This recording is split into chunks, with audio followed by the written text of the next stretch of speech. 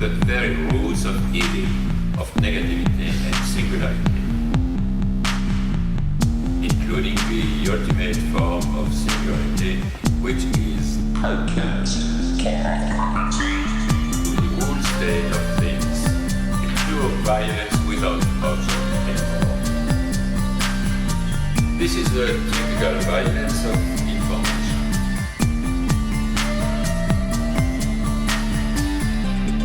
It's violent because what happens there is a murder of the real, the vanishing point of reality. Let's not have a misunderstanding here.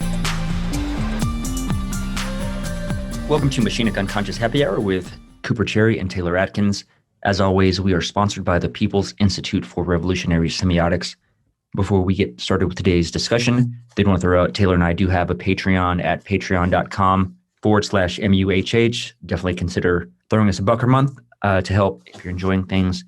We absolutely appreciate that. But today, Taylor and I will be looking at another of Freud's case histories. This time we're looking at the Wolfman. But Taylor, I guess you might be better at giving us at least like the broad strokes of the Wolfman case than I.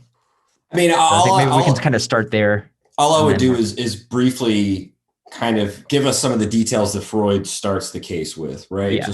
So we have the Wolfman. I don't remember his full name, but I believe his name is, I believe he's of Russian descent, I think is what we learn later in the case, and of fairly wealthy means, but with World War I and having to immigrate and some of these other things, he kind of like comes in and out of his fortune, which will become important later. But anyway, so we're told, Freud tells us that around the age of 18, he gets gonorrhea, has this infection, and comes to see Freud several years later because he basically, he can't function. It's similar to the Rat Man, right? Except for the sexual activity earlier, but the Rat Man, like Sergei Pankiev, I guess is how you pronounce it. Okay. He did write his own history later, right? Freud says up front in the first paragraph, I'm not going to tell the whole story of this man's life, nor would you want to. Right. So it's good that Sergei, the Wolfman, writes his own case. But so he gets gonorrhea at 18, and then several years later, he can't function. He's beset by a kind of blend of, what Freud wants to say is that at an early age, he has anxiety, hysteria related to these phobias, specifically centered on the wolf, but it's not just, that's really not the only animal. We'll see that there's a constellation of animals. There's a whole menagerie of animals that really have he has phobic tendencies towards.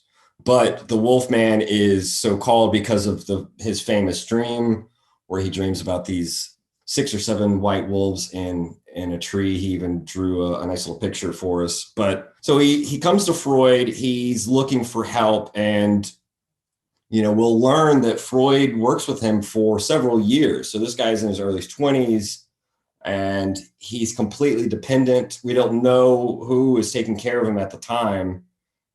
We're not told that, but, Freud kind of intimates that after a few years and with not much progress being made, Freud makes this bet, he has this idea that the Wolfman is clinging to his symptoms and not wanting to give up what's called the secondary benefits of illness, where he is enjoying his dependence and, enjoy your symptom. Huh? He's enjoying his symptom. Mm-hmm.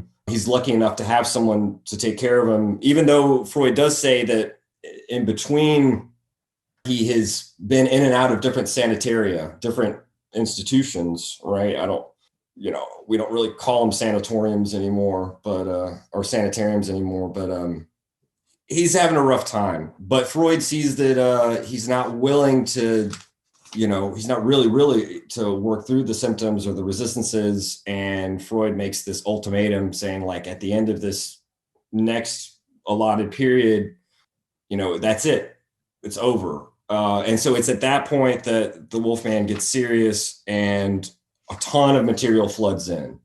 And so that makes the case very strange, right? That so much accelerates at the very end, but Freud's wager works. So what we're told is what Freud always wants to do, right, is to link the current onset of symptoms of these hysterical formations. Well, he's not really hysterical.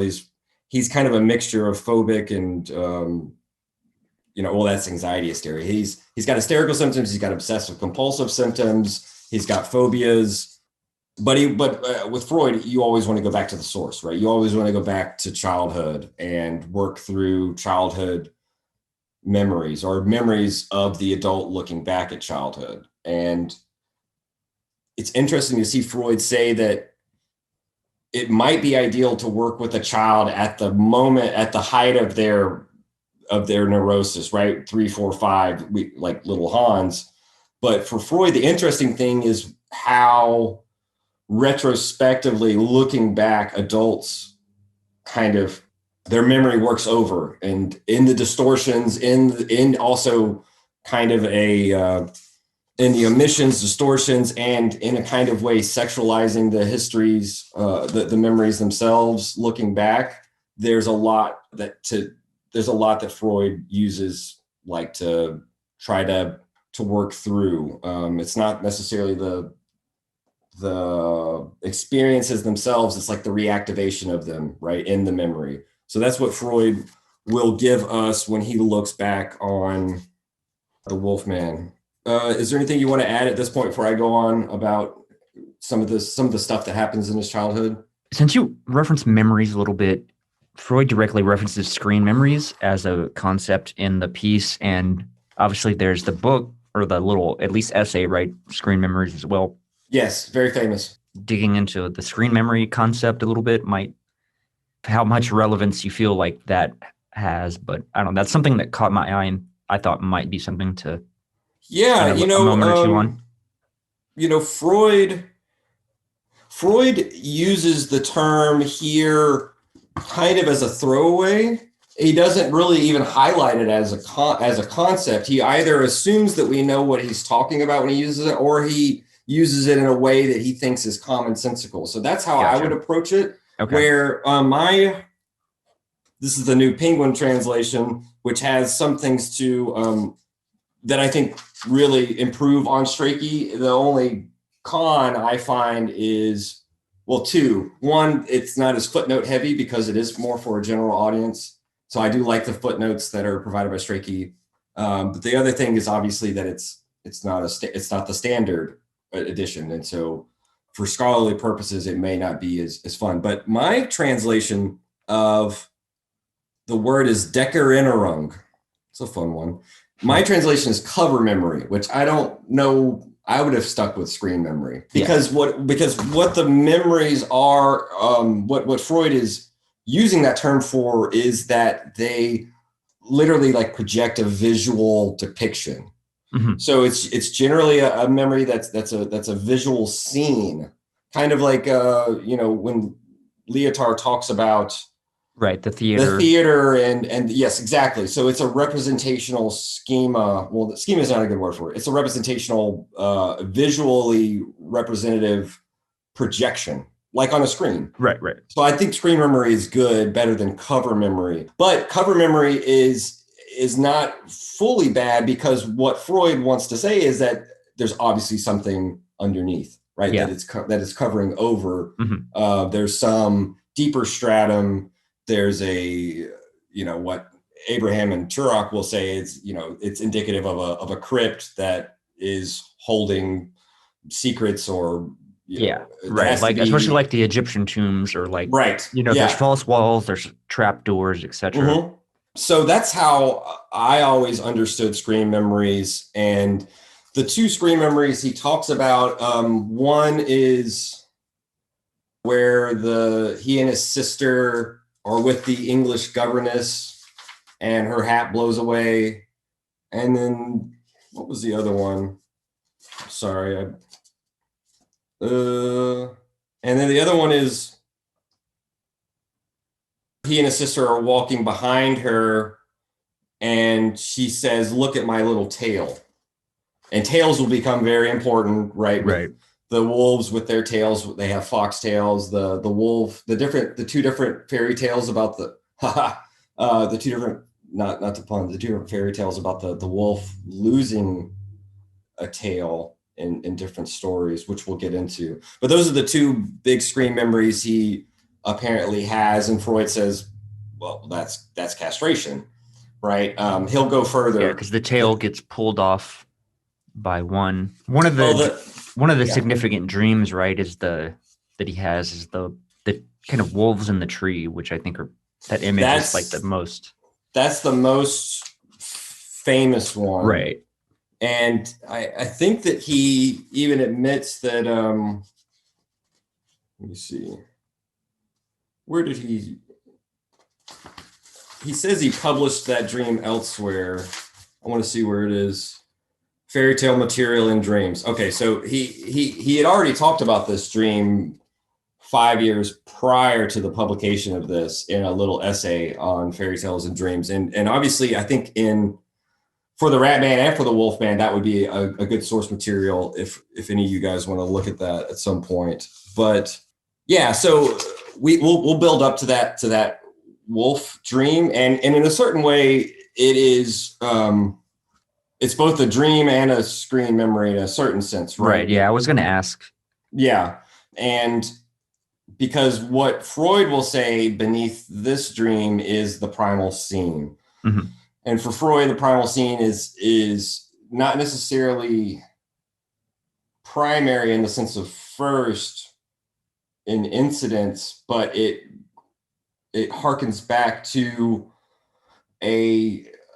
it supposedly depicts the original scene, the primordial scene of witnessing the parents copulating, right? And Freud kind of even mentions that, many times, especially in smaller homes, although we know this is a wealthier family, so it wouldn't necessarily have to take place this way, but, the child will be in the crib in the bedroom with the parents, right? And so they can watch over him and take care of him, like if he needs whatever, just to make sure that it stays alive, right? Yeah. And yet they'll also, because the child is not yet forming memories or aware, right? It's not uncommon for them to have sexual intercourse while the child is still very, very young and present. And so Freud wants to kind of indicate that he will go through all sorts of analytic and interpretive feats, really impressive feats to make this claim that this dream is representing this primal scene. But we'll build up to that. Was there anything else you want to talk about before we start talking about like his sister and his family life and stuff like that? I guess more so just to point out the witnessing of the parents having sex. What's significant there is the like manner in which they're doing it, which is from behind the doggy style.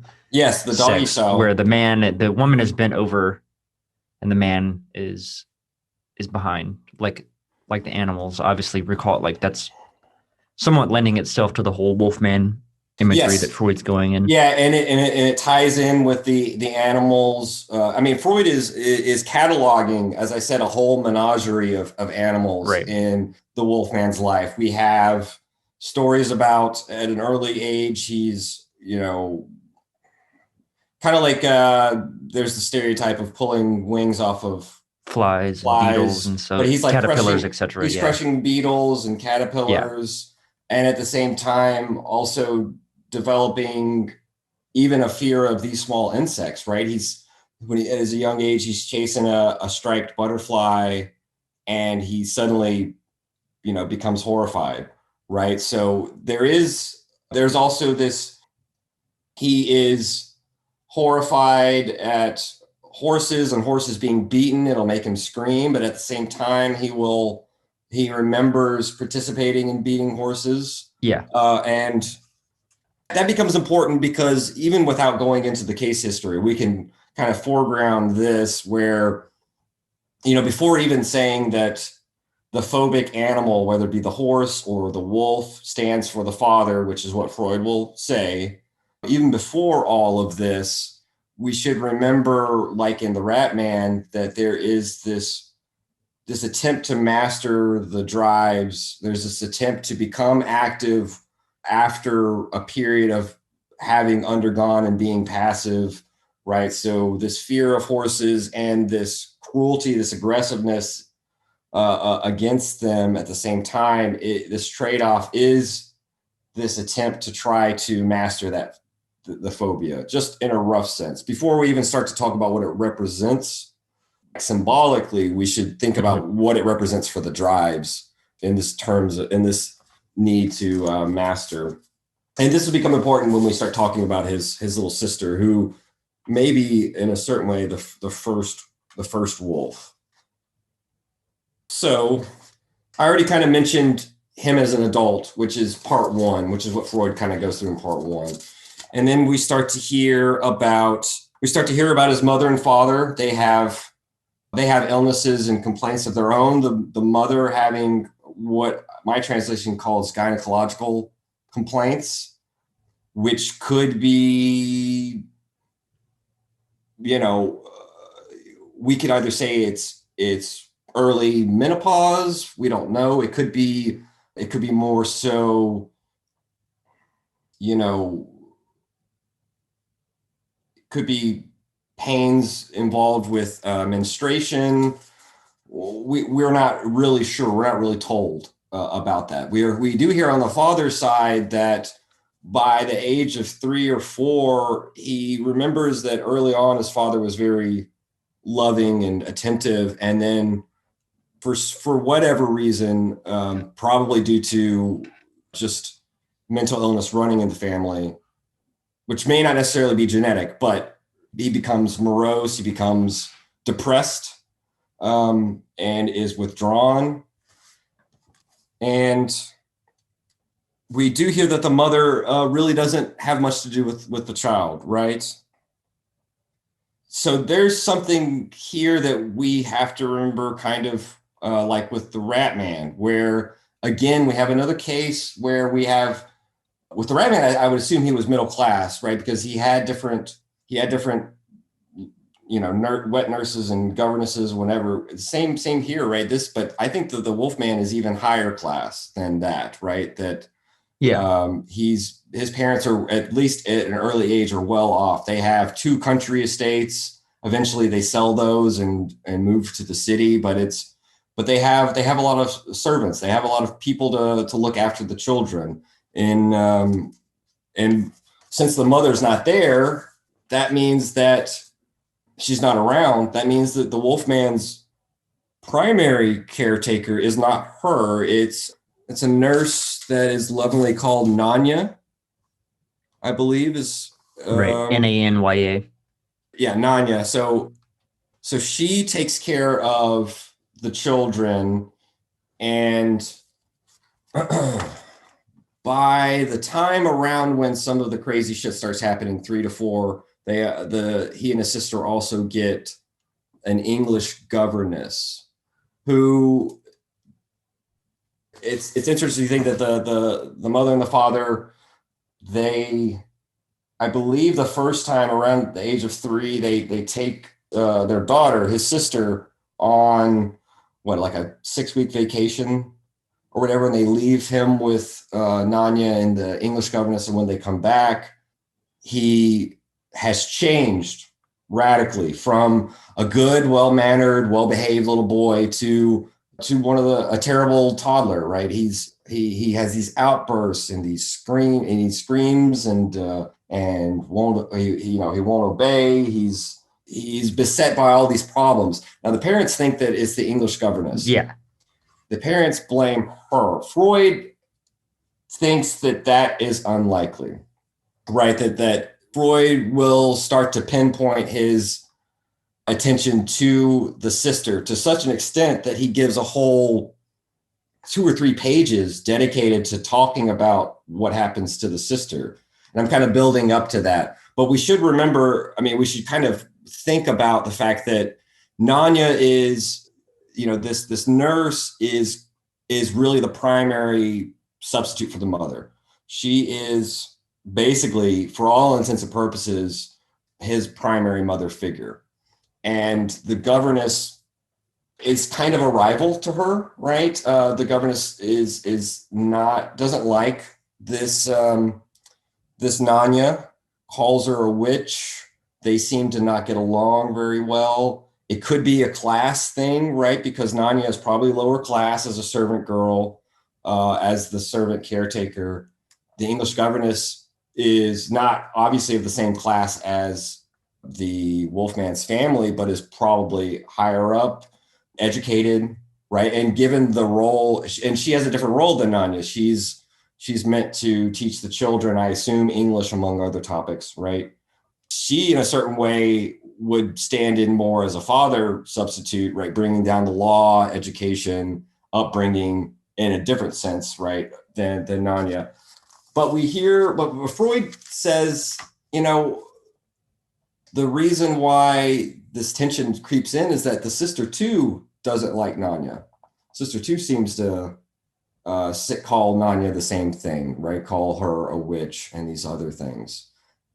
And her being called a witch is very important for when we see the Wolfman for the first time act out towards her. But before we get there, any questions before we talk about the sister?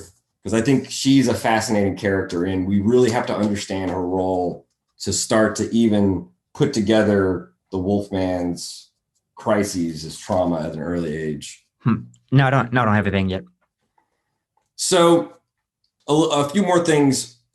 Freud himself says that Nanya, this lower class Russian nurse, had lost a son. And that's important because that means that not only is Nanya a substitute for the mother who is absent. Right. Yeah, the Wolfman is a substitute on the reverse. That's right. The Wolfman is a substitute for her lost child.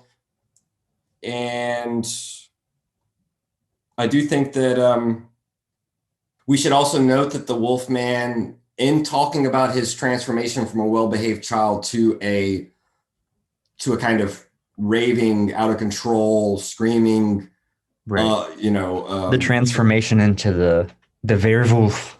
Yes, we should metaphorically, right? We should see in the way Freud describes it that the Wolfman seems to indicate he was so well behaved, and his sister was so precocious that my translation says people used to say he should have been the girl and his sister the boy. Oh. So we have to keep that in mind. Yeah, that burns him up. And the father also takes, I believe, has a greater affection, right? Yes. Like it's particular. Like Freud makes a note of that. Yes, he does. Sister, because she has an academic skill level, or like she's got a certain aptitude. Yes. That gets praised above his acumen. The Wolfman seems to indicate that before the age of language acquisition, right? Before the age when all the shit starts to fuck up. I mean, it's really just basic Lacan to say, like, when the Wolfman enters into the symbolic, shit goes fucking wild. Right. Because it is that critical age of 3 to 4 that it's not the age at which when he sees the parents copulating, right? Which is 1.5 or earlier, or 1.5 to 2.5. It's really when language starts to work together that everything falls apart for him. And one of it being that, we can imagine that as a child, his father is very attentive because the mother's not around.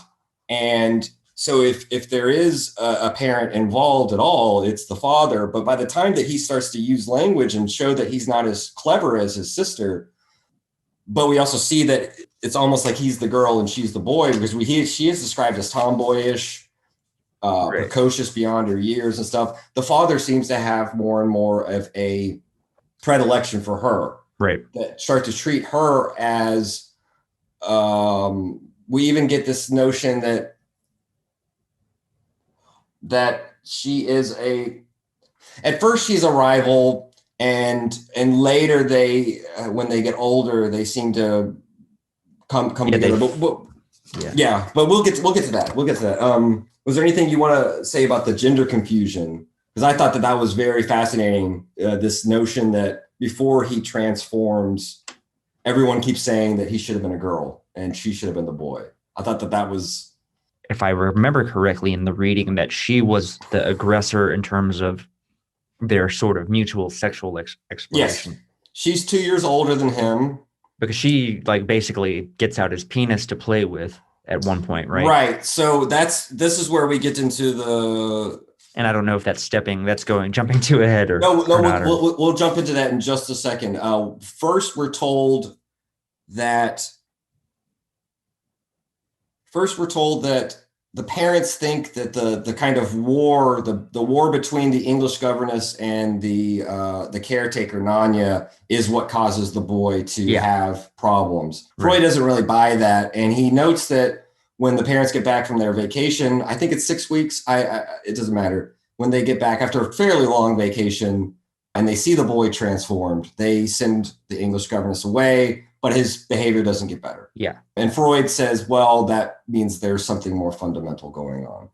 We're then told about his birthday is on Christmas, like we said. And I do think it is kind of funny that he, like, one of the first things that ever sends him into a rage, which is not getting presents. Yeah, exactly. Because he's got the Christmas birthday, so he's expecting presents for both his birthday. Yes, that's right. And Christmas, but he's only getting one. He's getting a lump sum. He's getting one gift. Yeah. Yes. Which it's just funny that same kind of logic has persisted this long, just in terms of across, obviously this is Russian, early 20th century, let's see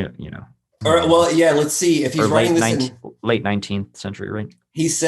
Freud says he writes this up in 1914, 1915. It doesn't get published until 1918. But if he's writing this in 1914 and 1915, and he obviously had already seen him a few years before that, because he's already writing an essay using dream material from 1913. So he'd been in the early 20s. So yeah, I think that the Wolfman, we can safely say, was probably born at the turn of the century. And the Wolfman is born, I think, 1878, I believe is the date. Oh, really? Yeah. Yeah, he lives almost 100 years according to Google. Jesus. Okay, so then the timeline's a little bit different. Or it might be 86. I still have the Yeah, let's look and see. Yeah, so no, he's born in 86 and dies in 1979. So yeah, he's almost lived 100 years. That's 7 years shy.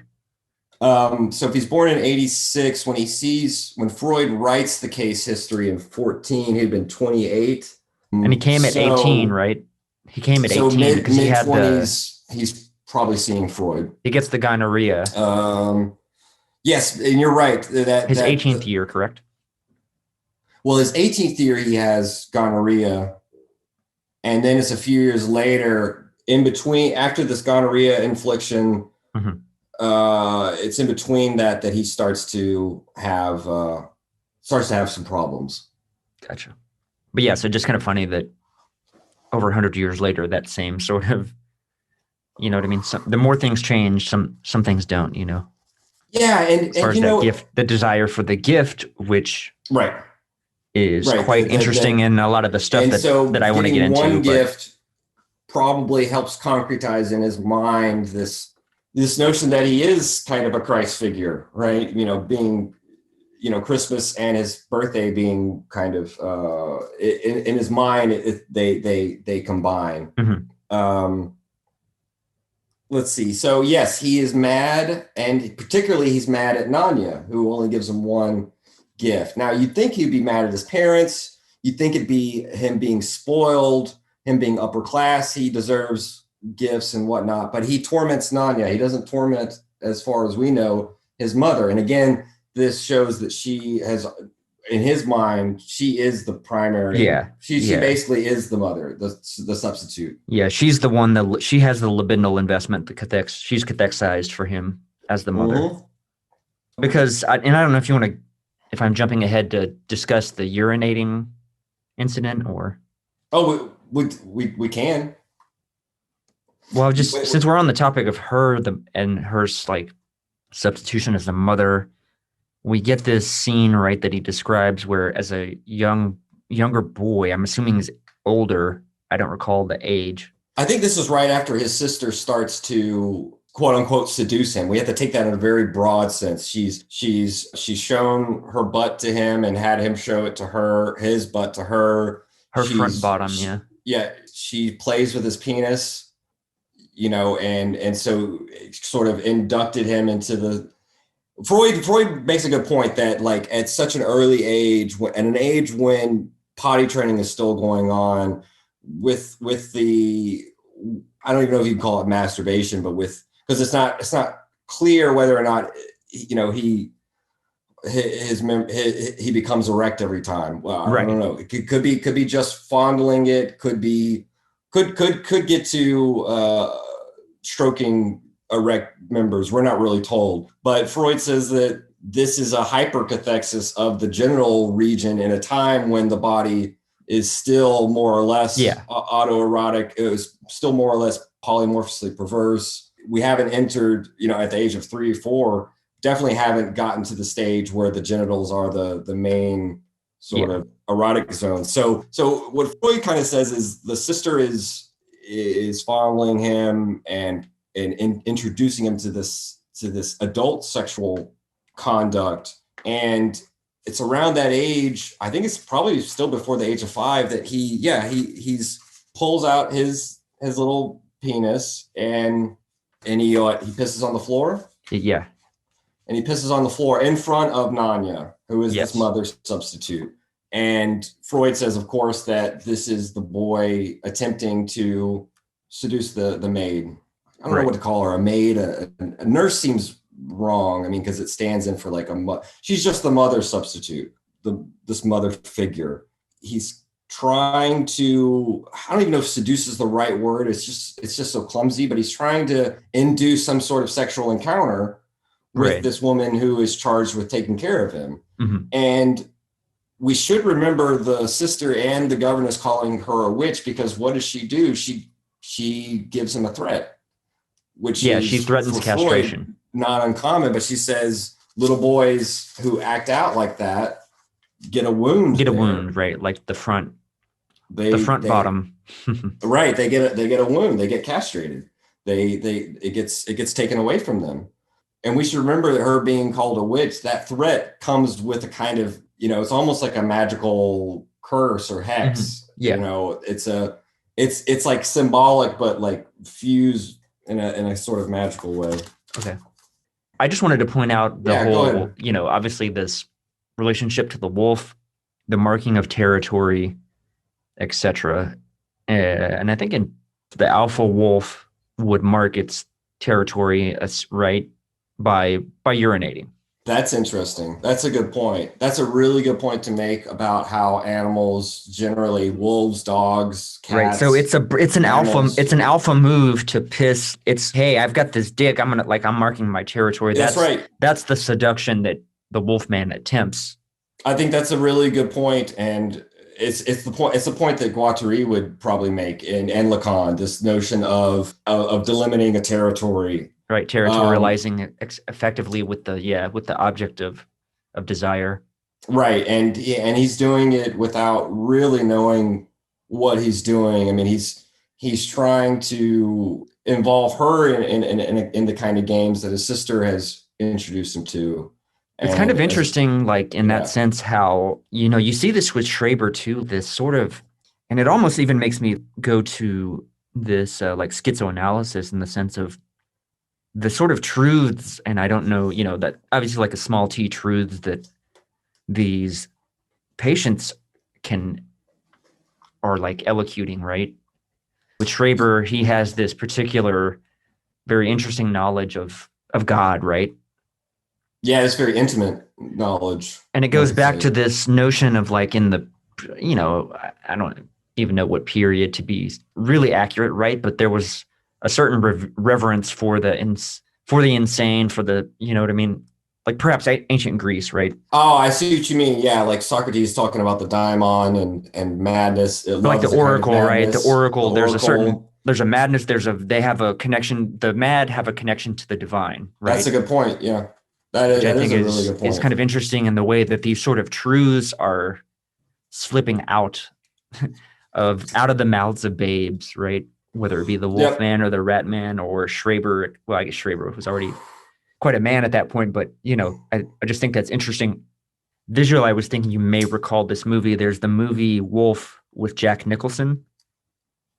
I don't know if I've seen that. The specific scene that I recall, so it's Jack Nicholson is the star, Michelle Pfeiffer is the female lead, James Spader is sort of the antagonist, or one of the antagonists, the primary antagonist. So Jack Nicholson's character is bitten by a werewolf, presumably, gets infected, and then so he has this rival. He's works for a publishing company, and I can't recall if he's like just a publishing agent or whatever his role is, but he's got a younger rival that's sleeping with his wife. And so they're both in the bathroom, and Nicholson just like turns over and pisses on James Spader. Gotcha.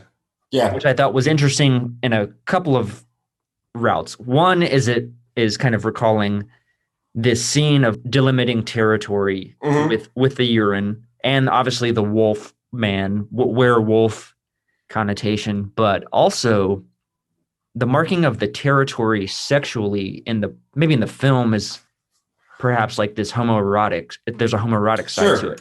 Yeah. No, which I think that same homoeroticism is present with the Wolfman. Oh yeah. And his father. We will definitely get to that. Is what kind of maybe that's another element of why I was thinking about that movie. No, that's good. I'll have to look it up and see if it still stands up. Yeah, I mean it's not bad. It's Christopher Plummer is in it. It's a decent movie. Sounds like a good cast. Yeah, it's pretty decently done. It's not a great movie, but it's pretty good. It's a decent watch. Before we get to the sister, before we get to the sister, at least in her history, the first thing that we're told about his relationship to his sister is how she would torment him. Before we hear about the seduction, they have this little book. It's probably like Little Red Riding Hood is what Freud says. And it has this depiction of a wolf standing on two legs, kind of leaning forward with the hands outstretched, probably, I think with the mouth open, right, with the jaws, the teeth exposed. And his sister would periodically, I guess whenever the malicious streak wanted to come forward, that drive to torment him, she would open the book to that page, that depiction, and it would set him off. It would cause him to scream, violently, wildly. It would terrify him. So she's already terrifying him before we learn about any of the sexual exploitations going on. And she took great delight in this, right? As Freud points out. So as I said, she's kind of in several ways the first wolf we encounter. Let's see. That also reminds me, like, what I already talked about. Hey, real quick, what the horse was beaten, but on certain occasions he remembers enjoying beating horses himself. I don't know if that's a fantasy or not. As a young child, how often would you be? Exactly. To beat a horse. Yeah, that seems like practically not a very common. We have to have that attitude towards everything, not only that the patient recounts to Freud, but that Freud notes down in the sequential order and is, he's chronologically, not even necessarily linearly or, chronologically, but he's trying to give us these details. So we have to be doubly skeptical, both of how Freud is setting this up, but how also the patient is giving material for Freud to work on. So yeah, whether or not that's true that he beat horses or took joy in them, it's the fantasy itself. It's the remembering that, whether true or false, that is important. What relevance does the one or several wolves have to the Wolfman case, if anything, or if that's getting too far afield? Let me know. No, I'm just kind of curious. I would say really because quickly, you said she was the first wolf, so right. That's kind of.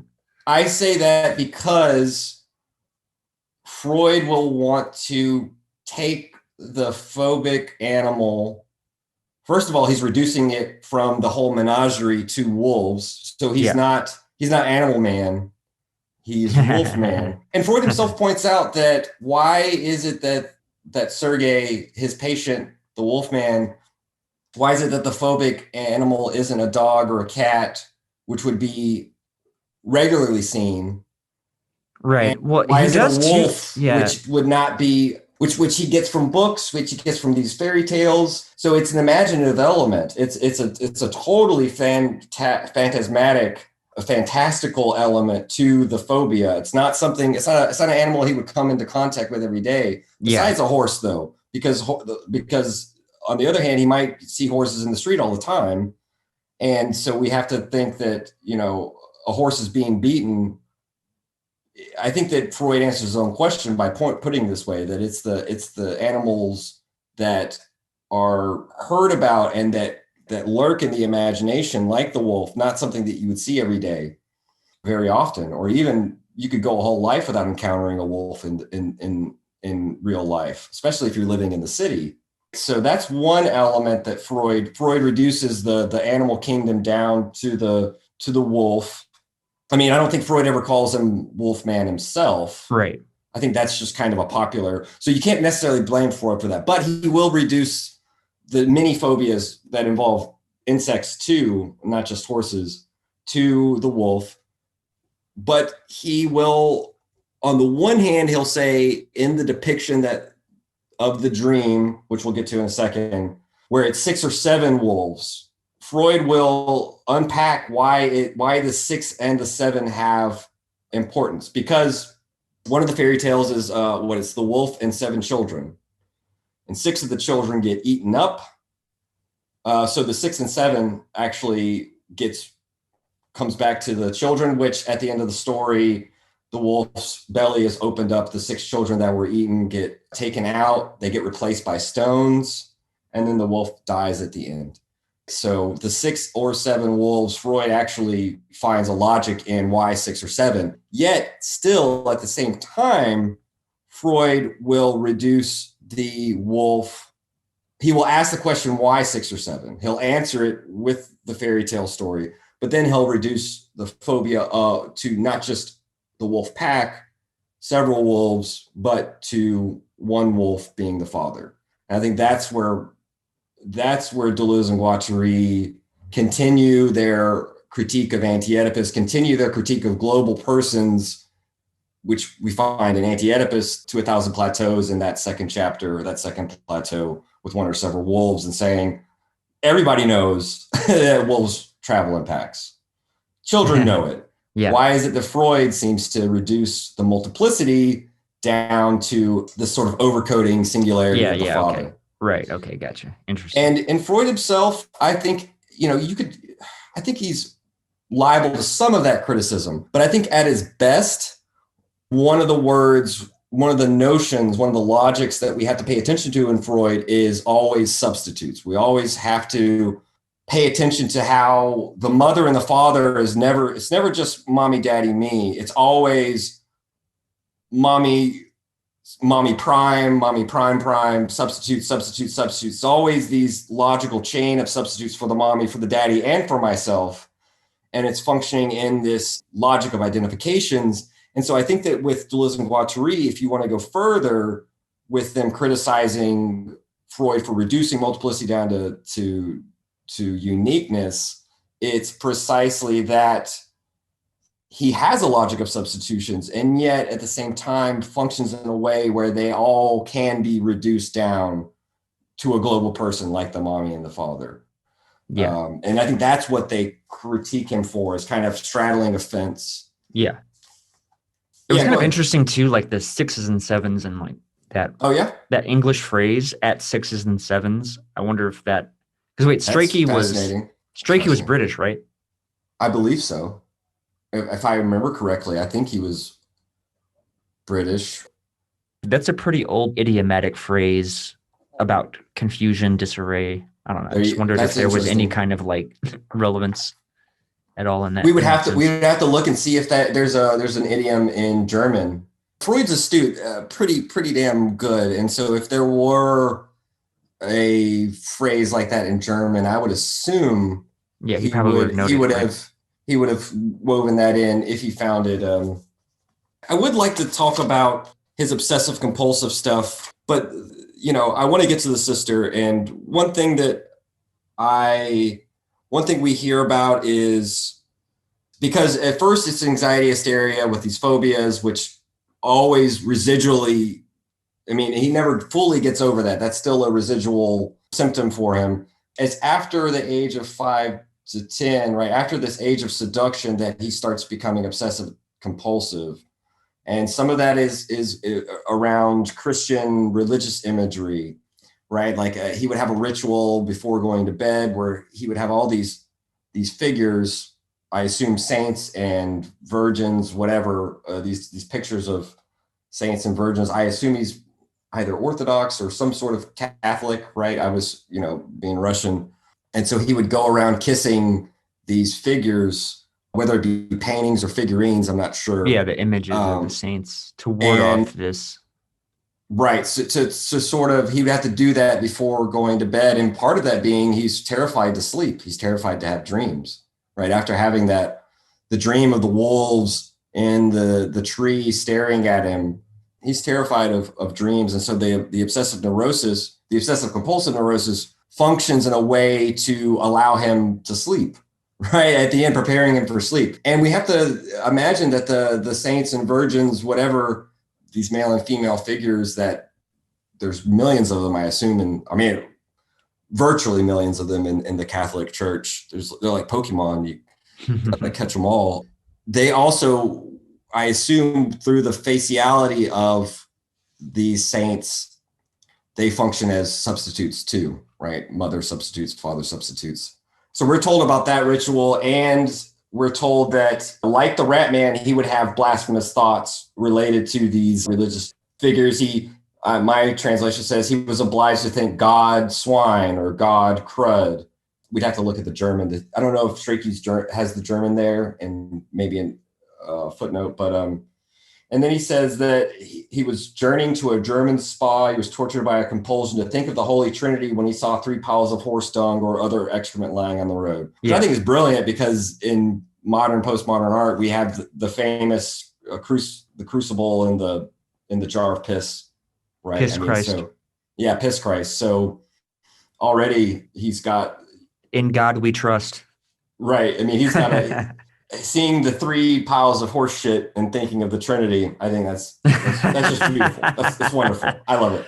Yeah, that is quite good. I think even further, well, I don't want to necessarily go there now, but I don't know. To me, that whole money and shit stuff that goes to libidinal economy is kind of the more interesting shit for me in the whole case. But we'll definitely, I think in that sense, like the in God we trust in terms of the shit and the Trinity is kind of a funny chance or coincidence, right? I mean, it's you can also see it with Schraber. I mean, God, anus. Oh yeah, because shitting is such a and God and him being too stupid to shit, right, or whatever, him having to shit and the lavatory always being occupied, right? The babies coming out of the ass too, and the shitting and the labor and the dual connotation of labor with giving birth, like the act of giving birth, but also work. That's the kind of shit that was getting my mind and in the childhood, these interesting directions. The childhood theories of sexuality, there's a point at which not only is the anus like a cloaca, but so you can have babies born from it, but as a consequence, that means that boys and girls each can have babies. There, it's only later that the sexual differentiation of procreation and reproduction becomes a logical truth. Well, here too, what's another interesting kind of parallel is the Lydians and the Athenians and the ejaculating in the ass into the quote unquote birth canal, right, of the anus, but the inability to reproduce that. So I don't know. That's the kind of dynamic that I see here. That's the stuff that was really fascinating to me. It's kind of like this libidinal theory that's not all that central necessarily to the Wolfman proper, but I don't know. It's kind of weird that Freud has all this other shit in this case. You can take all these interesting leaps from. And you can imagine that there's so much more material that he leaves out. Yeah, true, right. So when Freud includes some things and doesn't necessarily come back to them, I don't think he's forgotten them. There's just so much. And like when I said with the Rat Man, I was surprised that he never came back to the rat man having fantasies of killing his brother's fiance. Yeah. He really only mentions it, and he's already analyzed and interpreted it, but it's just one more little notch, one more little link in the chain. So yeah, I mean, here the last thing I guess I would say, or one of the last things I'll say before we talk about the woman, another obsessive compulsive ritual he has is when he would see beggars, cripples, and old men. I think this is interesting. He would exhale vigorously, yes. Right? As a way of trying to ward off the condition of being. That's right.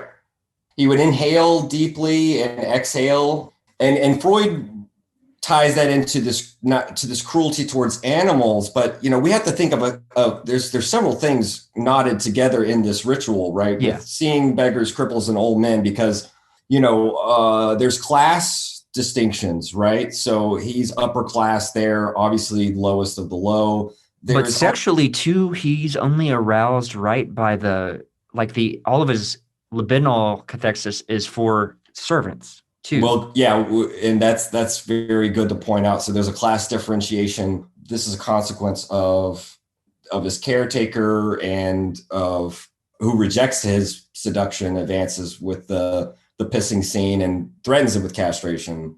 But also it's tied up with his relationship with the sister. Incidentally, did you read Seduction by Baudrillard?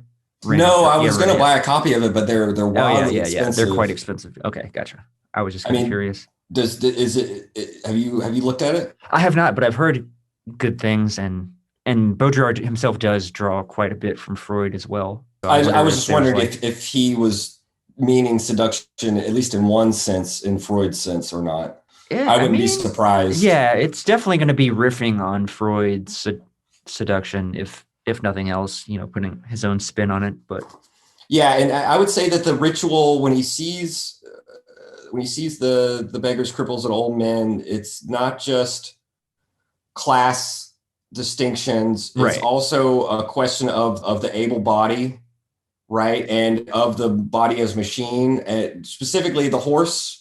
We know how horses exhale, but also wolves, right? With like the three little wolves. Yeah, huff and I'll puff and I'll blow your house down. So that respiratory drive of inhaling deeply and exhaling, that is kind of mimicking, these beasts. It's part of the bestiary that we see in Wolfman. So there is a kind of becoming animal there as a way of warding off. I mean, what do you do to horses when horses get crippled? What happens? You put them down, right? Yeah. So that could be another thing. You have the idiom workhorse, right? Oh, he's a workhorse. There you go. Yeah, that's true. Which goes back to labor and money and shit and giving birth and giving and gifts and all that kind of stuff. At the end of part 2, which is what we've been looking at of the medical history, Freud says we have to go back to childhood even further and deeper. And he says, obliging us to take a detour through the prehistory of the patient's childhood. Another word that I always alert on, not just the word substitute, but it's also the word detour. My main point is just when Freud mentions detours, we have to think about how, like in dreams, the censor is passed via a kind of detour away from the unconscious, right? It has to be a derivative that is associatively distant enough from the original repressed that it can kind of roundabout make a detour to sort of pass those defensive mechanisms and resistances and these other things. Okay, that's what the whole, and so you're saying that's what the mechanism of the breathing is it an example of that, right? I mean, I think that all of these, that what Freud, when he notes these things, I think he is noting these associative derivatives.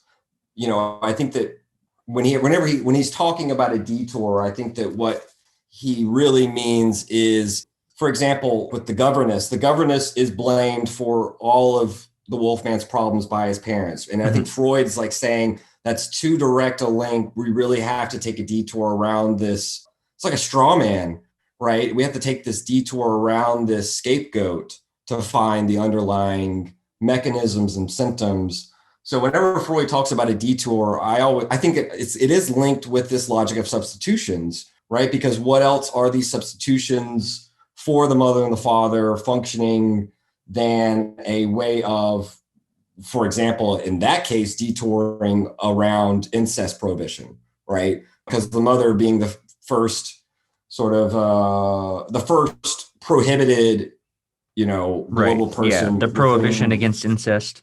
Yeah. So now we get to seduction and its immediate consequences. This is part 3, and this is where we will hear about the sister. And one of the things Freud says is, there's a footnote. I'm not sure if there's a footnote at the end of part 2 where he says, it seems logical that in treating a patient, we would talk to their family, we would talk to their friends and get stories and get some clues. He says, turns out to be a terrible means to go about it. It seems counterintuitive. You would think that Freud would be like a detective, right? Would be talking to people around him. But he says there's several things that go wrong. Not only are their own memories and their own prejudices biased against the material and against what's going on in the psychical life of the patient, but also you kind of undermine the relationship of trust, and you kind of go to a different authority than that of the patient himself. And what really he's saying is that if you try to do a detour around the patient himself to the surrounding milieu of people, you ruin the transference in a certain sense. I think that's how I read it. You dilute it, and it's the same as trying to take notes during the session. You're sort of unconscious. I think we use the metaphor of looking at a sort of look in quantum mechanics, right? Looking at the double slit experiment. Yeah. So once you kind of bias the you kind of bias the patient. Yeah, with your observation. Yeah. When you start taking notes at a certain time, and you're not evenly suspending your attention throughout the patient's narrative, you unconsciously influence them to think that what they just said has more worth than what they said 5 minutes earlier or 5 minutes after, right? So it kind of has a snowball effect. So Freud kind of says, at first I was looking at the English governess as the central focal point, and he's like, this doesn't really work. But we do get out of it that we have these screen memories involving her. One where she says, "Look at my little tail," right? One where her hat blows off, and the children are very happy about that. So, he's associating castration with these screen memories. But he does say that so much of what the Wolfman is giving him as material seems internally contradictory and temporally hazy, that this is where he brings in the notion that we have to, in analysis, have reconstructions or constructions in order to move forward. And he says that there's nothing wrong with doing this because he's found that if they're wrong, they don't really do any damage in the analysis. So he does give himself a little bit of a leeway in speculating about reconstructing things. Now, this may be self-serving, but I think that what Freud is kind of saying is part of what we do if we are detectives of the unconscious is we have to try and build up the material in ways where we have to fill in some gaps. We have to kind of, sometimes a straight line isn't the closest, direct route. We have to take detours, as I was saying. So one of the subjects of his dreams, as he says, is aggressive action on the boy's part towards his sister or the governess, which resulted in energetic rebuke and punishment. This will become important. I think this notion of acting out in order to be punished, right? The sadomasochistic element of it, yeah. We can call it that, but it really becomes important when we go back to what we said about the Wolfman, where he recalls he should have been the girl and his sister should have been the boy, the father taking preference over the sister. preferring her over him. We see later that one of the desires, one of the wishes in his acting out is to get his father to be involved, right? To involve himself in right, because there's tantrums. there's the sexual desire on the part of the Wolfman towards the father. Yep. That he's trying to elicit the beating as like that is the act, the sexual act, or the whatever, the motivating factor. Yes. Is this underlying sexual desire for the father, which goes, obviously there's a little bit of a overlap there in terms of Schreber and this whole notion of homosexuality. Schreber and Flechsig, Schreber and God. Right. And I mean, here too, with God, the Father, and him identifying, the Wolfman himself identifying with Christ, right? Yeah. Christ being killed at the, with the seeming acquiescence of the Father. Right. Yeah. Why have you forsaken me? My God, my God. So this is where shit gets real, I think, in my opinion. This is really where Freud is perhaps at his best and sometimes at his worst. If we only focus on Freud relentlessly pointing to sexuality as a traumatic kernel in childhood, if we don't give him a charitable reading and see that he can't just be reduced to that, then I think we do him a disservice. But at the same time, we have to be aware that sometimes he can use it instead of as a hammer, as a cudgel, But just like with the Rat Man, when shit got real and nasty, this is where the sister is shown to have undoubtedly changed the course of his sexual life, right? We mentioned some of this, where the first memory is they're in the bathroom. She says, "Shall we show each other our bottoms?"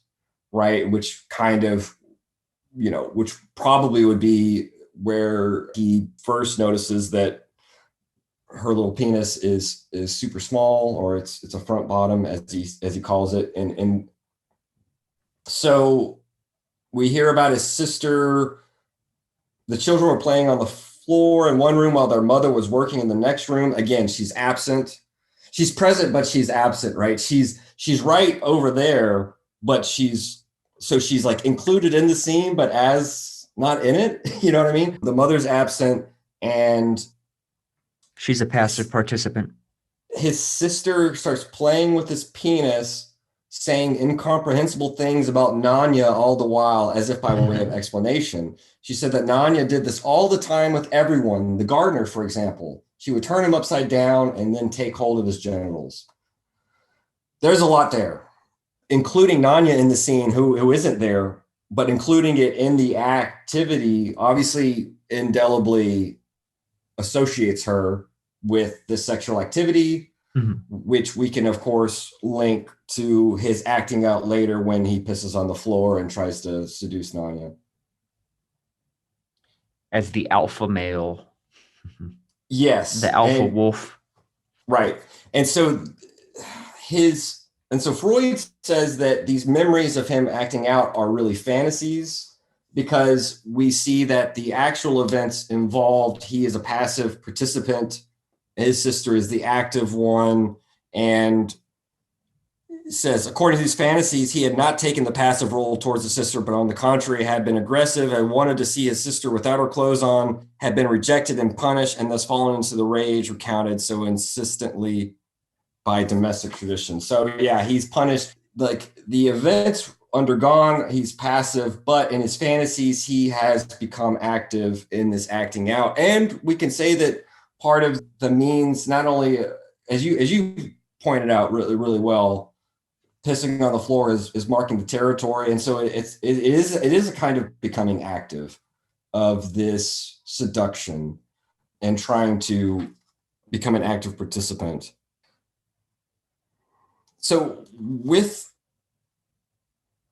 these fantasies, Freud uses this metaphor that he used in The Rat Man already, where he says that these fantasies and this way of reworking and this way of making active what was passive He says his fantasies thus corresponded exactly to the creation of sagas by means of which a nation, which later becomes great and proud, seeks to conceal the insignificance and misadventures of its origins. Mm-hmm. I think that's interesting that Freud is using this metaphor of nations rewriting their history in such a way as to distort, but also to kind of elevate and aggrandize. Deleuze and Guattari will say that the unconscious is populated by peoples, by nations, by races. Yeah. And Freud kind of points a little bit to that here. I think Lacan would agree with some of that, at least insofar as the unconscious is structured like a language. What else are sagas and oral histories than sort of the perpetuation of the symbolic that precedes us and kind of structures us in terms of one form of identity. And this is a point where Freud says that the sister is the main antagonist or protagonist, whatever you want to say, the main component in the sexual seduction and not the governess. So the governess is just kind of associated in the struggle for power between her and the maid or the caretaker, Nanya. It's really the sister. He says that the hostility to the governess is really because she is disparaging of Nanya, the mother substitute, right? Now Freud produces evidence that the sister seducing him wasn't a fantasy. At least he takes it definitively that the sister is the actual culprit and not just the culprit in fantasy. Is this where we do get a scene? I believe we get some mention of an older cousin that references the sister performing something similarly where she pulls out their penis as well. Yeah, it says in a conversation about his sister, a cousin more than a decade older. So this is a boy who is at least in puberty, right? A teenage boy. Yeah. Had told him that he could remember very well what a forward, sensual little thing she had been as a child of 4 or 5. She had once sat down on his lap and unfastened his trousers to take hold of his penis. We have to let that sink in. I think that I don't think Freud does enough here. I think Freud could have said more here about what the sister is doing. First of all, as a boy of 10 years later, or 10 years older, he would have been big enough and should have been circumspect enough to not allow this to happen. Right. But he does. And the way we got a little Rat Man vibe with this guy, with this cousin. Yeah, that's right. And we don't know how the actual event happened. The Wolfman himself could be retelling it in a way that is expedient because it makes the cousin, he identifies with the cousin in a way, right? Because he's just as passive.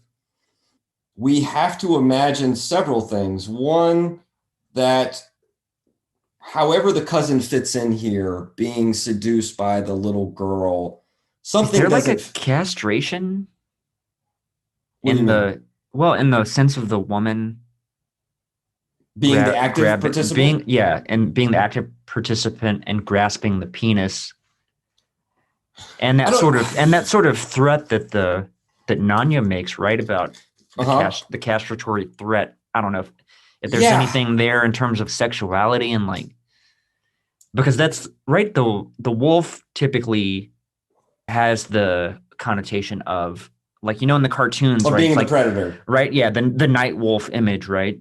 Of the sexual predator, the alpha seeking out, right? Like taking charge, taking an active role in sexual matters, rather than the passive that he sees within the mother in this role, not the role, but the sexual position. The sexual position, the doggy style, the doing it from behind position, where she is the mother is the passive figure, the father is the active figure.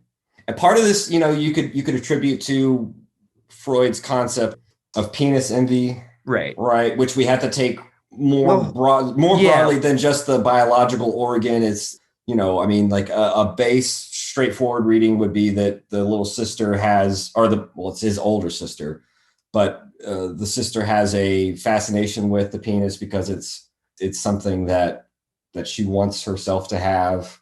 Isn't there a sort of castration for women in the context of patriarchy?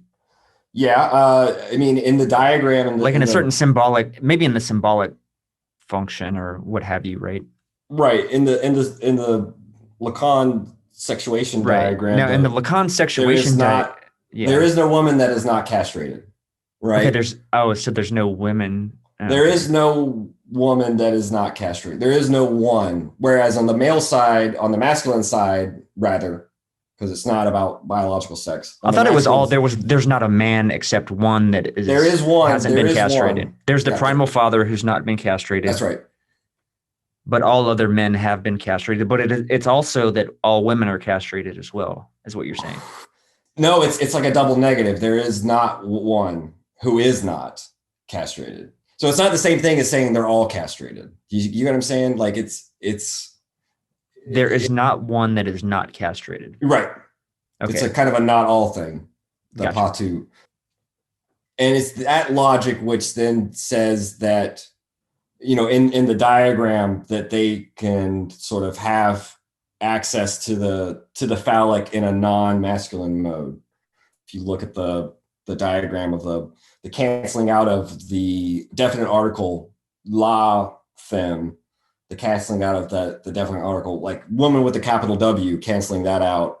Thereby, there is this logic where they can, it's not even appropriate, but it's almost like dress up the lack, right? Rather than wanting to be it, as being and having it, that's one way to put it, but it's kind of wearing the lack itself as a mask rather than trying to be the phallus and be the dickhead and walk around. We'll get back to that diagram. But yeah, I think that there's something going on here with this question of castration, with this question of penis envy in a symbolic sense. But there's also this question that at an age of 4 or 5, with her doing this is not, I wager that this is not some sort of independent, autonomous activity based on her curiosity. Something has happened in There's her a trigger. past. Yeah. Okay. Something has primed her to do this. It's not just about sexual curiosity and the sexual theories of children. This is learned behavior is what I wrote down. Something has happened to her, whether it be that cousin. Right. The story is that he was passive. Yeah, we're not 100% sure what exactly occurred there, right? Whether it be the gardener, right, that we just heard about, Nanya supposedly doing this with, when she's fondling the Wolfman's genitals, she mentions that Nanya doing this with the gardener. Perhaps the gardener did something to her and she's projecting onto them, whether it be the father himself, who in preferring her as his favorite, potentially did something incestuous with the daughter. We don't know. And all of this is speculation, but something happened to this little girl who was so precocious, not just intellectually, but sexually. Something happened to her that she is offloading onto the Wolfman in her becoming active. Yeah. I think with Freudian logic, she at some point was a passive recipient, right? Whether in fantasy, highly cathected fantasy, or in some sort of scenario, probably repeated. And this is where it gets tricky. And this is where the logic of seduction as real event becomes clouded. But I think Freud could have said a lot more about this little girl of 4 or 5 being so advanced in her sexual exploration and taking it as a triviality, that this is something that all adults do. How does she know that? Well, in my opinion, she was introduced to the sexual life of adults very early on, and is offloading that. It might be too neat and tidy, but he does, maybe it's the reference to the discussion of Nanya or the governess that would stand the men on their head and grab their penis. Right. Yeah. Like one wonders if there's because that could be a passive observation. Like, I don't know if that fits within the scheme of how he assumes these things work, but Yeah, I do think that that's right. but I mean, I guess it doesn't matter. It's all sort of speculative. So we hear about how the sister later in life comes to, she's boisterous and tomboyish as a child. She's 2 years older than him. She is intellectually precocious and smart, and also sexually precocious, as we just said. We are told she favored the natural sciences as an avenue of study, at the same time produced poems of which their father had a very high opinion, which becomes important later because Yeah, the sister passes away, right? after the sister poisons herself, she ends up withdrawing from society and saying she's not pretty enough. If we had a Freudian case about the sister, we would have said that this is part and parcel of this reactivation of a childhood trauma. But in her 20s, she's smarter than all the suitors that try to get with her. She rejects them and makes fun of them. She then withdraws from polite society because she thinks she's not pretty enough. So we see that there's a bisexual arc or a kind of lesbian homosexual arc. And she goes off with this older woman on a trip. She comes back and tells these stories about how this woman subjected her to the worst kinds of activities. We don't know if, we assume that it's sexual, some of it is sexual in content, but we are not told about it. And yet at the same time, she goes on another trip with this older woman. And it's there that she commits suicide, that she poisons herself. We can only speculate that part of this is her sexual identification with the father or with whatever masculine seducer, and she's fallen in love with this woman who probably entertains that idea, but at the same time, given societal restrictions, that's not a possibility, blah, blah, blah. I mean, we can only speculate, but something happens where she kills herself in her early 20s. Now, the Wolfman will first repeatedly tell Freud that she shoots herself, but we learn that she actually poisoned herself, and he's identifying his sister as this poet with this other famous poet that he loves and mourns because that poet shot himself in a duel. He's like associated. Well, he was killed in a duel, I believe. Oh, well, there you go. Well, that's even more interesting. We're told about an uncle who also had some uncle on the father's side who was eccentric and met an early death and had obsessive compulsive neurosis. So as I said, this family, I kind of mentioned yesterday, the painting, the little sketch that the Wolfman draws of the tree with the wolves. I mean, part of this is kind of, we can take it symbolically as a picture of the family tree. And there's a bunch of fucked up, mental illness in the family, right? With these different wolves, who knows if the uncle was involved with the sister being seduced in early age. Yeah, maybe they were friends with the rat man. Yeah, exactly. The rat man was a friendly uncle. That's right. Just still remembering you were the last rat man episode. You're like, I was like, what do you think about the rat man case? I think he's a piece of shit. Yeah, dude, he is a fucking piece of shit, but he's fascinating. Right. After we're told about this, we're told that at first she's a rival, right? And part of it is, first she's a rival, but then when they get older, they become friends. His intelligence starts to catch up to hers. And they both start to oppose their parents, which I think is interesting, right? A little bit of rebelliousness in your teenage years.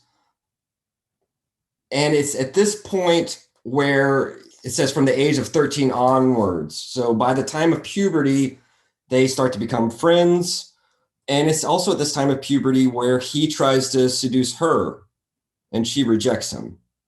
So we see this attempt by the Wolfman to become sexually active with the person who had rendered him passive at an early age, and she rejects him. We can assume at this age, perhaps it's because either she, as I said, has already started to go down this path of female homosexuality herself. We don't know, but that's kind of intimated by Freud detailing the trip with the older woman. We're also told that we could think it's perhaps because now incest is symbolically a thing. And so they're at an age where that prohibition means something to her, combination of the two at the very least. But she rejects him, like she's rejected the other suitors that have tried to woo her. And what does he do? What do we learn that he does? Well, he turns his sexual interest towards a servant girl, a young peasant girl. Sorry, it's not a servant in the house. So it is a servant, a young peasant girl who shared his sister's name. I mean, that right there, you could unpack easily. It's right on the face of it that this peasant girl is a substitute for the sister. Yeah. And as you said earlier, we will see from then on that becomes his sexual object of choice, right? These young peasant girls, these girls of lower station. And I don't remember when I mentioned it, but in Anti-Oedipus, towards the end, I think in the last chapter, they say, if you're doing a dissertation on psychoanalysis, on Freud, whatever, it's much better to take a very small topic like the role of the governess, the role of class and servant girls, than it is to do these big overarching themes about identification or the big trends in psychoanalysis, ego analysis, blah, blah, blah, these, the different diagrams and of the topographies and stuff. It's much better to focus in on these small topics where you see the libidinal, the economic, you see class issues, you see these relations of power is, in a certain way. So we see that very clearly here. And one of the things that Freud mentions is that it's not just class, or Freud doesn't even mention class, but it's not just that the peasant servant girl is of a lower station, but she's also not as intellectually adept as his sister.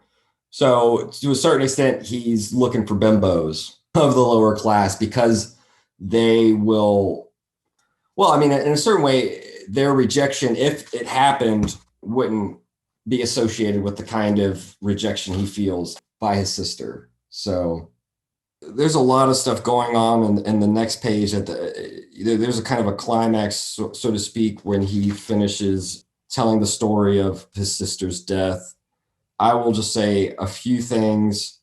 One, the way that he describes the sister made me think of Ophelia and Hamlet again. We talked a little bit about that last time because Freud quotes directly from Hamlet to Ophelia, but the way that Freud lays it out, it's like it is as though the story is Ophelia seducing Hamlet and not the other way around. I won't go too deep into that. I just had that thought.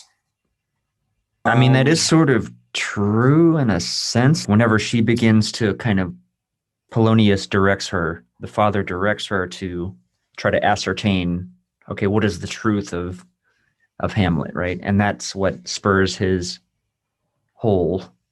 Right. We see that when he learns of his sister's death, he says at first he doesn't feel any compunction, right? He doesn't feel sad about it, and he has to force himself to pretend. Well, doesn't he reads the poem, right? Doesn't he read the poem by the poet who had died in the duel, and that's when he's able to cry? Yeah, so he travels to where his sister died because she died far away from home on that trip. He travels there. He seeks the grave of a great poet whom at the time he idealized, and that's where he breaks down. Okay, gotcha. That's where he starts to cry. So you see that association with the sister and the poet.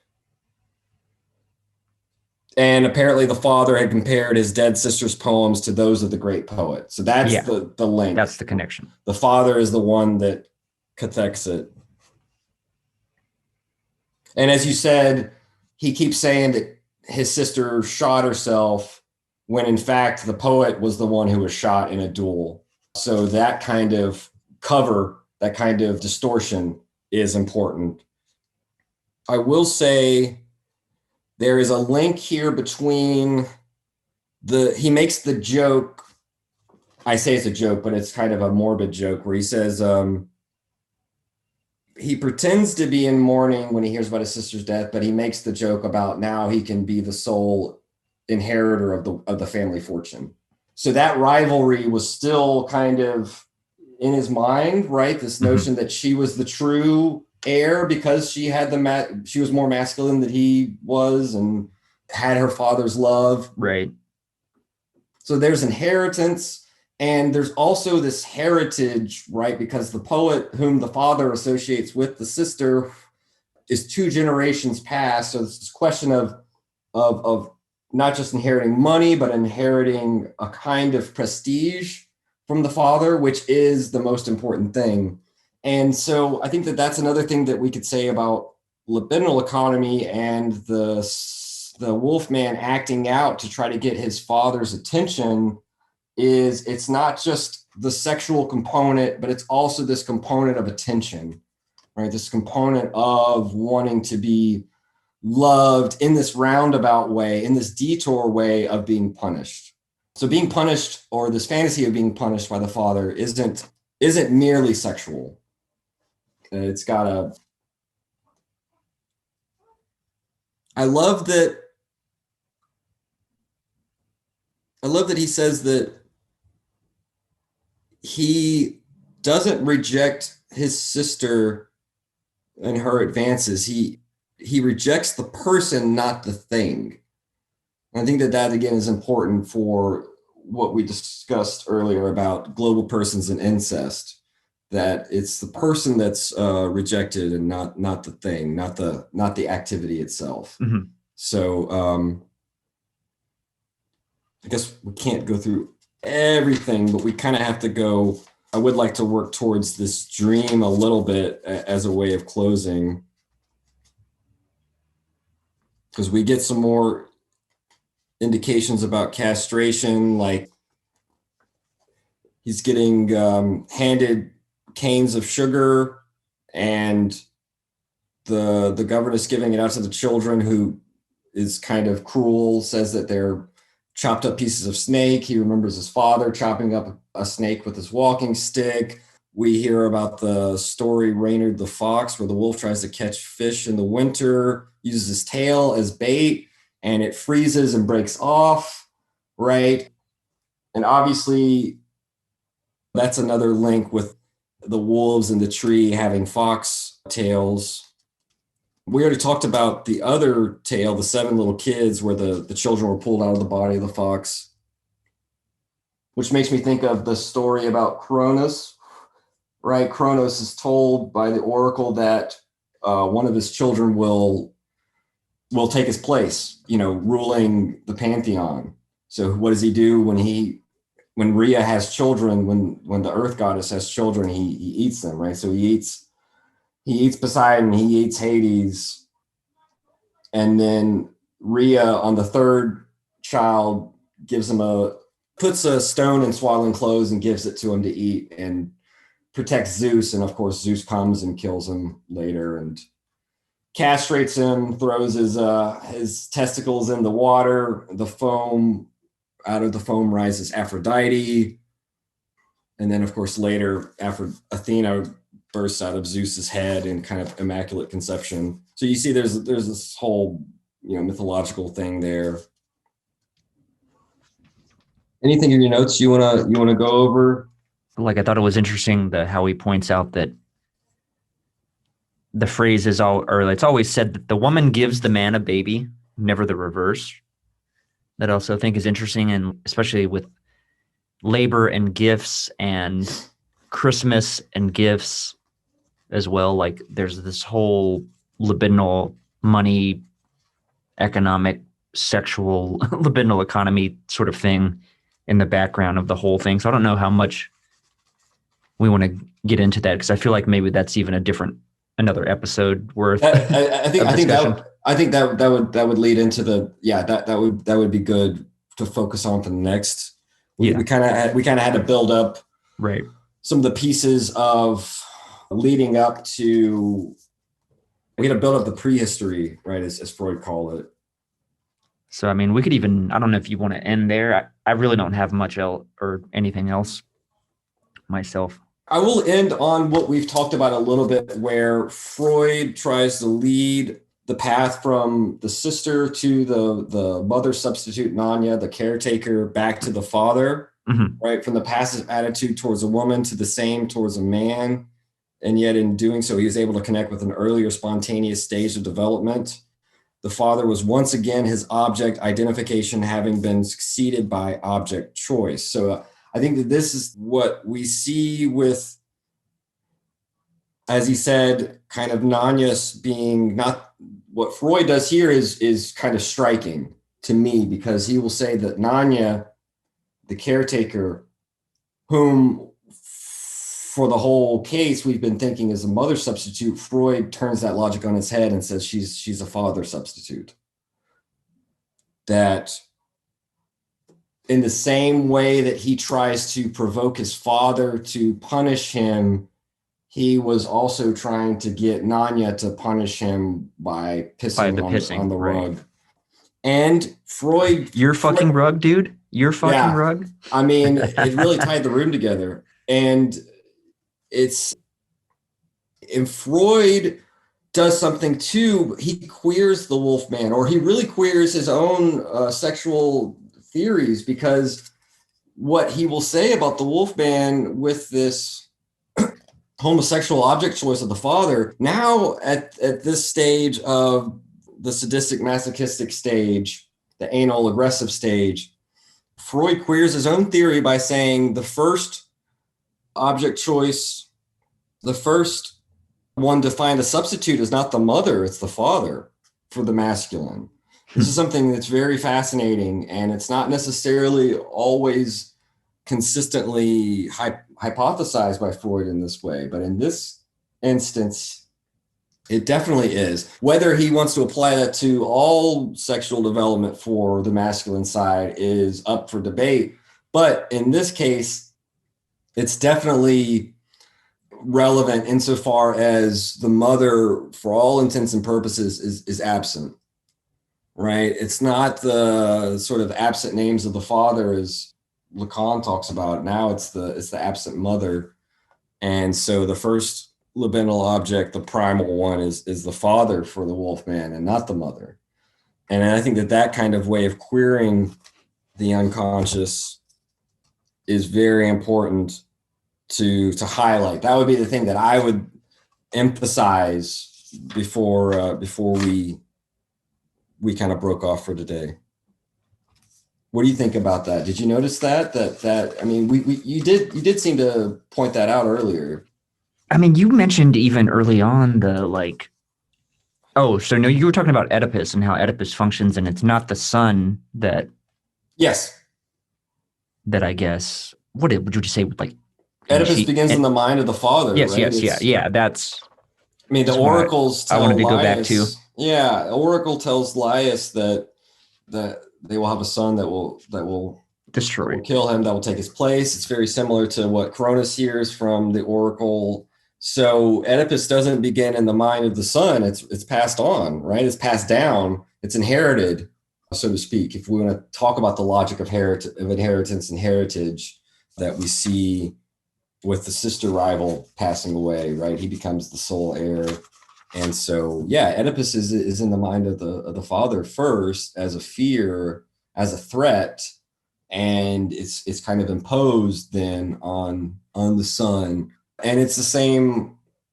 I mean, it's kind of interesting. It's like in Totem and Taboo, it's the brothers that band together against the father, but in a certain way, the father makes the primordial father, but the primordial father in a certain way sort of begins that way precisely by hoarding all the materials, all the means of exchange, particularly the means of reproduction, by hoarding the women. He kind of institutes that, almost demands that murder of him, and that And of course they cannibalize him too, right? Because you gotta eat the father. You gotta incorporate those traits. And I found it very strange. I found it very interesting that the father, what the Wolfman seems to want and is acting out in his tantrums, which always heighten in intensity when the father is around, right? Obviously, that's the object, is to get the father to punish him. But what does the father do? His father doesn't beat him or scold him even. We are told he tries to calm him down by throwing cushions from the bed up in the air and catching them again. The only thing that I can unpack from that is symbolically, it's this notion that the father is juggling various things at the same time, rather badly, one could say, but tried to juggle in a way to amuse and sort of, what is he juggling? He's juggling his own depression. He's juggling this wife, for all intents and purposes, with her gynecological problems that is absent, probably from not just the children, but perhaps from the sexual life. What are the business endeavors that the father is involved with that probably are also weighing on him with the financial solvency of the class they're in? What are the things that are keeping him away from his children? What are all the duties that what are all the different hats that he's trying to wear, right? Husband, father, head of the household. We don't know, but he's obviously not a violent man, even if he is depressed. And one can say that the depression precisely in pulling back from, if not both children, at least his son, because he seems to like the daughter at least. The Wolfman just wants the father to pay attention to him and be involved. And that is interesting too, because it shows kind of the emptiness of the paternal function then, right? That the authority, the law, the punishment of the law that he wants to enact upon himself is empty. It's nothing but a show. It's just a spectacle. Yeah. And the emperor has no clothes, sort of thing. Right. Interesting. Well, that has like political implications, I think. Oh yeah. Especially if you're going in the direction of anti-Oedipus. One narrative element of the dream that we have with the wolf and the trees, is that he says that there are 6 or 7 wolves, and one of the wolves starts at the bottom. I guess the part of it is that I guess we presume that the wolf man himself is in the tree, or because we have this visual of the one wolf, like them kind of jumping onto the backs of one another to gain access to him in the tree, if I remember correctly. Well, that's a fairy tale. That's apparently, the fairy tale. Apparently a fairy tale. There's a carpenter who, because I thought we had a tailor is working in a shop. An old wolf jumps through the window, and the tailor grabs him by the tail, and the tail comes off. Right. And then he's out in the forest. The wolf comes back with a pack, and he runs up a tree, and then the wolf recognizes him and says, "That's the fucker that, took my tail." Yeah, and then they stand on each other's backs to get to him, but then the tailor basically says, "Ha ha, you don't have a tail. I took your tail," and that. Then he runs off. Well, that scares off the wolf in a weird way, right? Because the story doesn't really make much sense, because he recognizes who violated him, but then it's by calling attention to the act of castration, so to speak. Yeah, that's when the wolf remembers. So there is this like repression memory thing going on in the fairy tale. But I think that in the dream that he has, the wolves are. He said the only action in the narrative is his window opening. So we can imagine he's in bed and the window opens and the wolves are all staring at him. Right. In this fixed pose. And apparently this is a source of terror. Gotcha. Okay. Yeah. And there was the discussion of the castration as it related to like one of the wolves that the other wolves are jumping on the back is a representation of the mother or the father, and I don't remember specifically what the case was.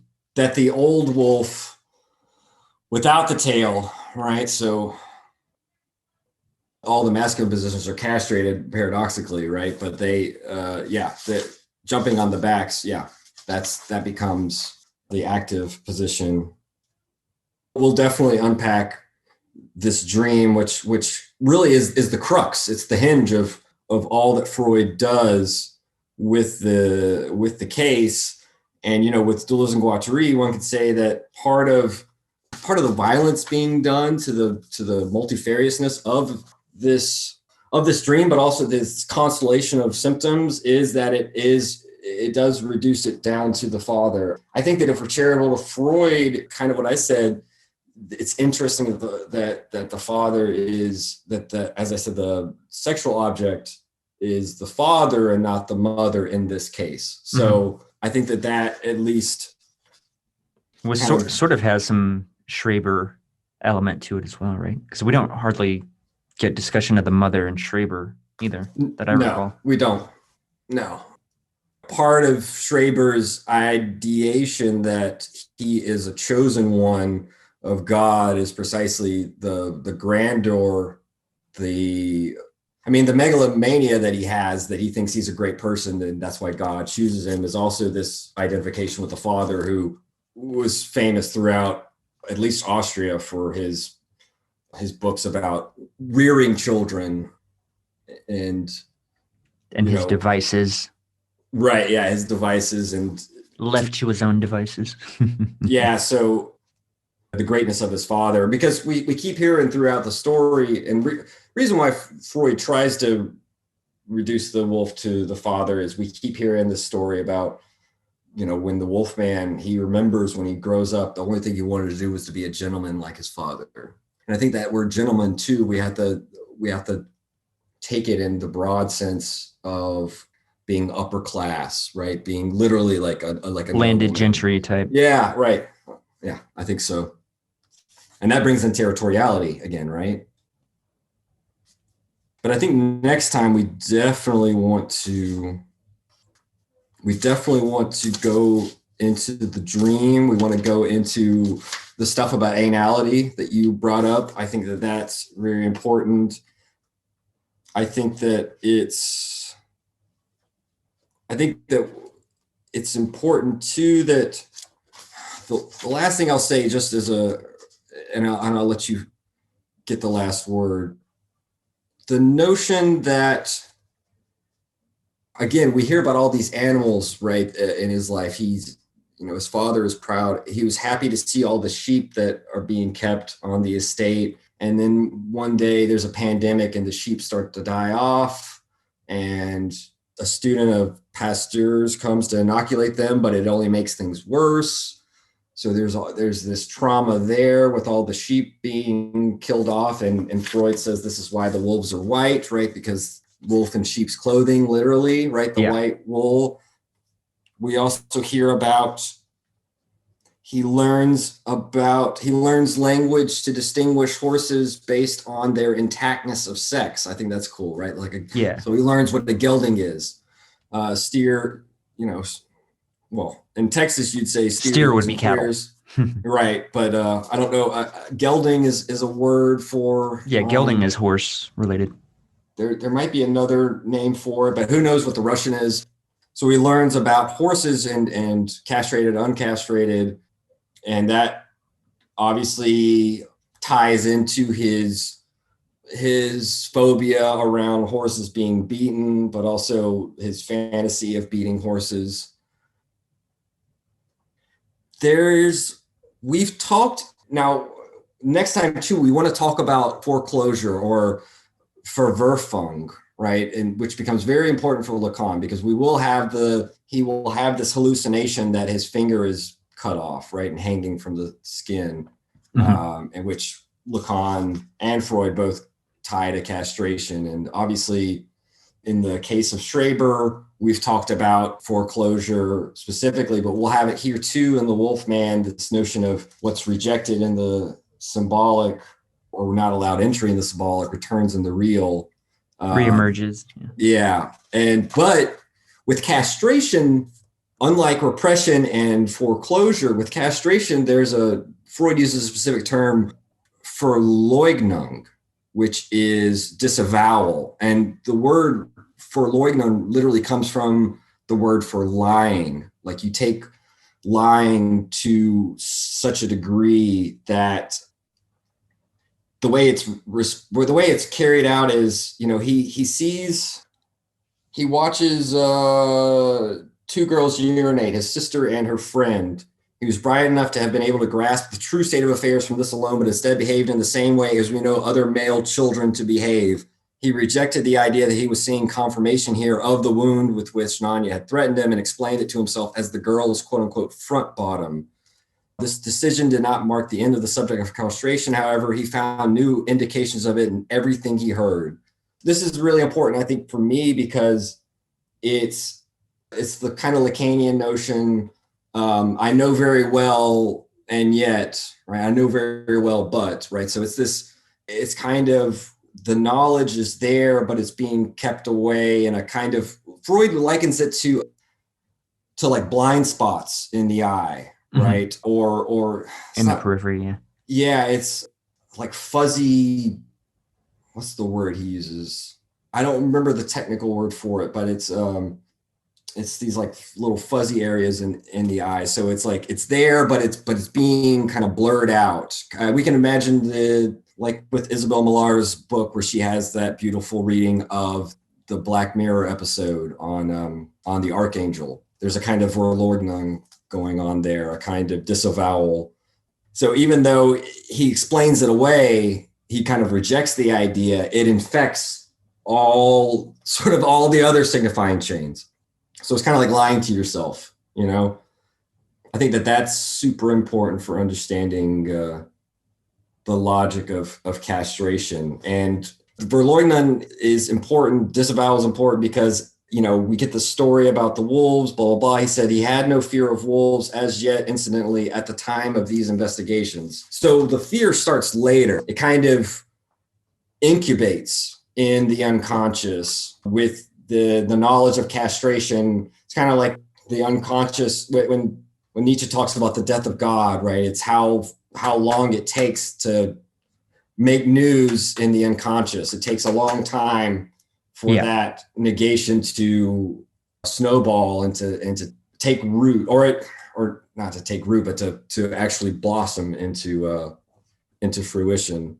So it's the same with these investigations of castration precede the phobia, is kind of what Freud's pointing out here. I think that this is such a dense case. I would even say it's even denser than the Rat Man. Mm-hmm. Oh yeah, by far. Yeah, for sure.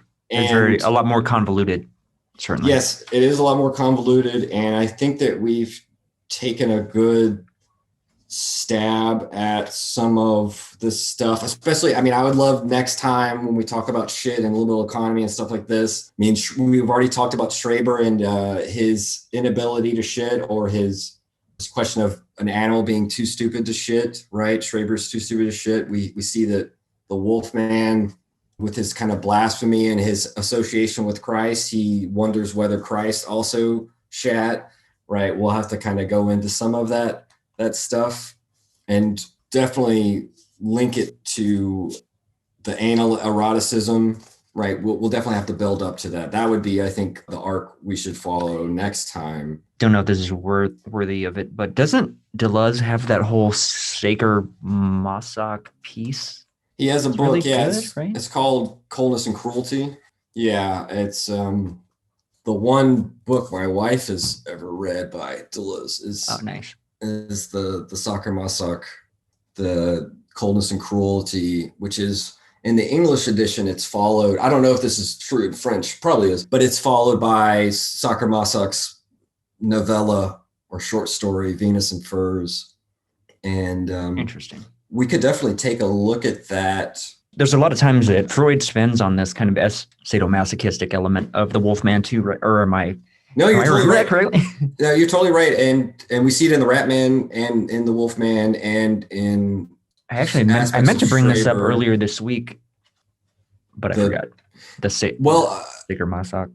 one of my favorites, I think Coldness and Cruelty would be great there because Deleuze does fault Freud and Freudians in his wake for him, sadomasochism is a gross generalization and shouldn't be thought of as a single complex. That in fact, for him, masochism has a totally different logic. He will elaborate this based on the notion of contract versus, even if we think about like Sade with Kant, just Sade's notion of, it's kind of, it's not a contract in the same way in which people are on equal footing, right? It is more of a political extremist categorical imperative. You don't enter into a contract with a moral law within you. It's like, it insists to a certain extent. So it's really fascinating that Deleuze got on Lacan's radar for writing the book on Sacher-Masoch. The Coldness and Cruelty really, he liked it. He was impressed by it. He was. That's right. Before the work on Anti-Oedipus. Yeah. So you could see that too. We read that seminar, right? Was that seminar? I think that might be in like seminar 7. I think that's right. So we'll have to, maybe that could be something we could talk about with. I know I read that part, or he references Deleuze, but I don't recall if it's specifically that work in seminar 7. I think it is. I think, because before he's fascinated with Anti-Oedipus and trying to get Guattari to spill the beans. Hey, what are you writing about? Deleuze gets on his radar for Coldness and Cruelty. And I assume at least some of Logic of Sense, because Logic of Sense at the end of the book goes into a kind of Lacanian exposition on the phantasm. So Lacan might have also been on his radar before he's writing with Guattari. It's really interesting too that to me, I thought that Proust and Sainz had some Lacanian psychoanalysis, which was sort of interesting in reading that. I was reading a little excerpt from what the hell was the series of Guattari's interviews, Soft Subversions. Yeah. So he's got the little section in Soft Subversions that says, it's a little interview and it says, titled "Lacan was an event in my life." In that piece, Guattari himself intimates that Deleuze wasn't really that enamored with Lacan. I can imagine. Or didn't have a great deal of interest in his work, which seemed a little bit. I think his interest in Lacan was probably more for the linguistics and structuralism question that he was trying to deal with. Which makes sense. I mean, that's the stuff that I find most interesting. Yeah, I mean, like obviously myself. They come to Lacan in totally different disciplines and totally different angles. Right. Deleuze wasn't a student of Lacan in the sense in which he was training to be an analyst. And, so I think from that perspective, yeah, Guattari is right. But that's also why their assemblage works, right? That's why they each bring something really unique to the table besides their different personalities and their different working styles. Just their background and sort of where they see the application of theoretical threads applying and pragmatically and practically. Yeah, I mean, I think that's why they work together so well. Yeah, it's kind of interesting that Guattari said that Deleuze he wasn't really a follower. He kind of did his own thing. I think that's true. I think that's definitely true. I think it was sort of kind of cool. I think that's definitely true. And at the same time, as I've always tried to explain, I mean, Logic of Sense is one of I just love how it's put together and it's wonderful. And the sort of the exposition of Lewis Carroll and then jettisoning Carroll for Artaud and this elaboration of Artaud and the first time Deleuze brings up Body Without Organs, which is obviously Artaud's sort of his coinage poetically, not necessarily conceptually, but poetically. Yeah. But it's the end of Logic of Sense where he kind of reaches this impasse, right? He goes down this Lacanian rabbit hole, not to pun on Alice in Wonderland, that he seems to hit a wall. And that's also what primes him for the breakthrough with Anti-Oedipus and Guattari 3 years later. So even if he wasn't a student in the same sense, he definitely was primed. He definitely was sort of, Lacan definitely was a part of his toolbox. I think Guattari just had already broken with Lacan, at least in a certain sense.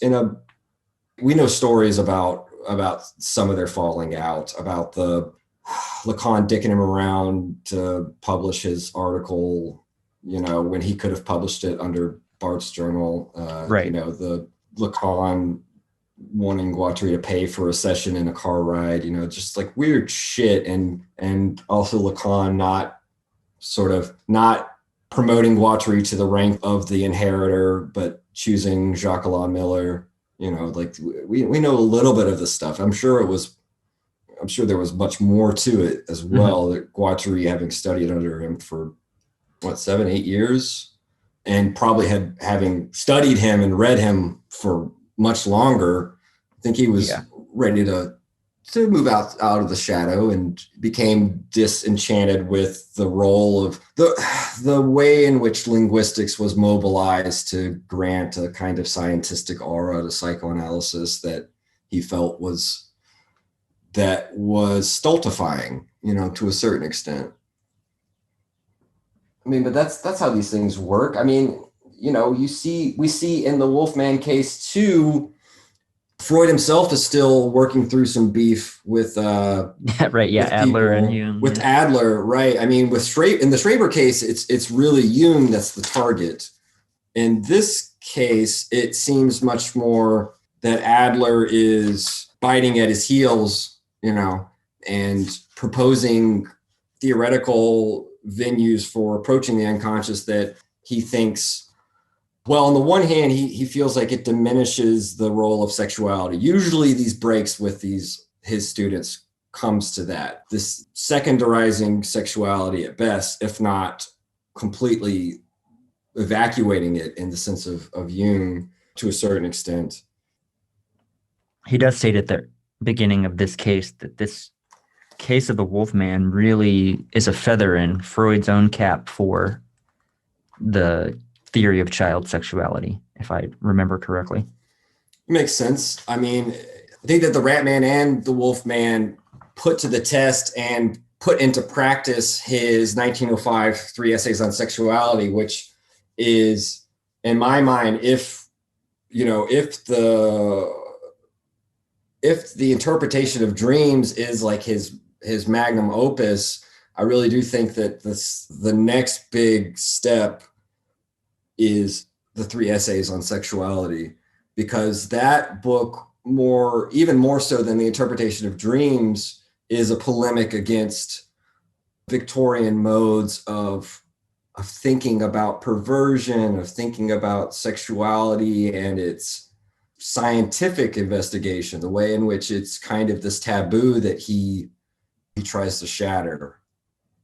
That's always interesting when Freud is shitting on his followers for going too far afield and astray. He's trying to reinstate himself as the authority figure, as the caretaker. He's trying to make sure that psychoanalysis will have a future.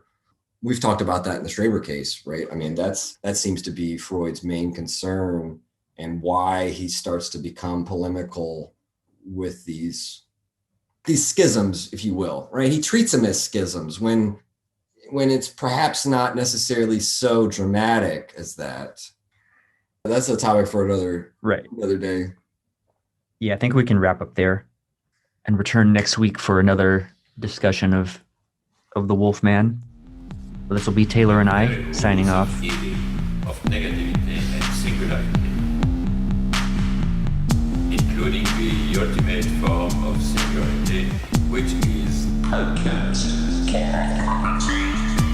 whole state of things, the pure violence without object anymore. This is the typical violence of information.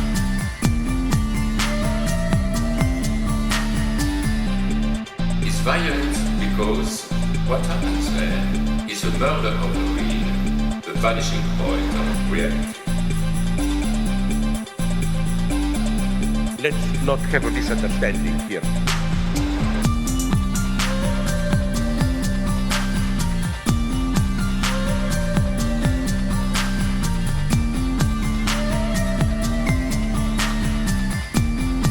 What I meant is the following. With nothing left but recycled, whitewashed, lobotomized people as in Clockwork Orange.